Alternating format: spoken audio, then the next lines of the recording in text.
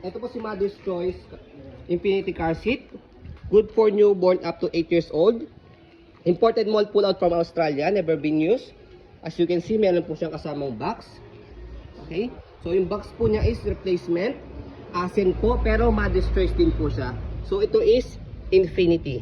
Okay? Pero no big deal dahil same naman siya ng brand. And then same din po siya ng newborn hanggang 8 years old. Actually, sinecheck namin yung Ascent or ibang Mother's Choice na Infinity. Halos wala siya pinagkaiba, yung pinaka kulay lang. Okay? Saka ano? Yung ano lang. Yung may mga tahi-tahi dito, yung ibang Mother's Choice na pang 0 to 8. Okay? So, ito po yung details po niya one by one. So, ito po siya pang newborn muna. Ayan. So, meron siya pinipin dito sa ilalim, color red. Pag i-adjust po. Yan, hanggang for reclining position po ito. Kasama na po dun yung nakaupo siya. So, ganyan siya kapag pang newborn.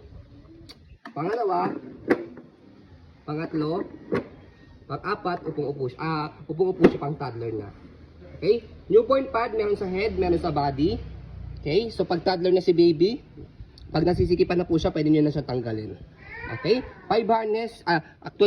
Complete yung harness niya. Ayan. Wala po yung putol. Okay? So, kung gusto niyo naman pong i-loose yung harness niya, shoot nyo lang po yung daliri nyo rito. Press nyo po yung steel dyan. Tapos, atakin nyo lang po ito. As you can see, pag hinatak nyo po ito, papasok po ito sa loob. Ayan. Ayan. Okay? Parang lumuwag po siya. Ayan. So, sa pagsikip naman o pag tight, hatakin nyo lang po siya. Ayan. Okay?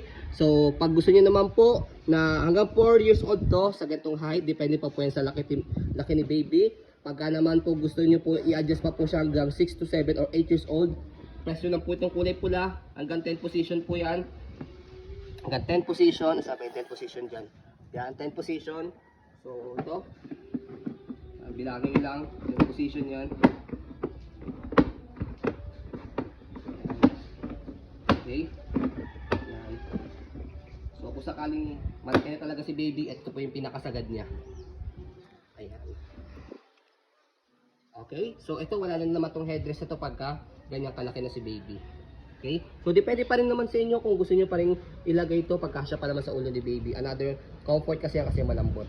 Okay. By the way, yung harness pad po nito, kakulay po niya dahil replacement po ito from Maxi-Cosi. Okay. Pero no big deal nga dahil meron pa rin siyang harness. Okay? Harness pad. Yes. So, additional information, ang brand new price po nito is 30,000. So, body frame, yan po yung body frame po niya. Color, gray po siya. Ayan. So, sa likod, may instruction para hindi po kayo mahirapan kung paano gamitin.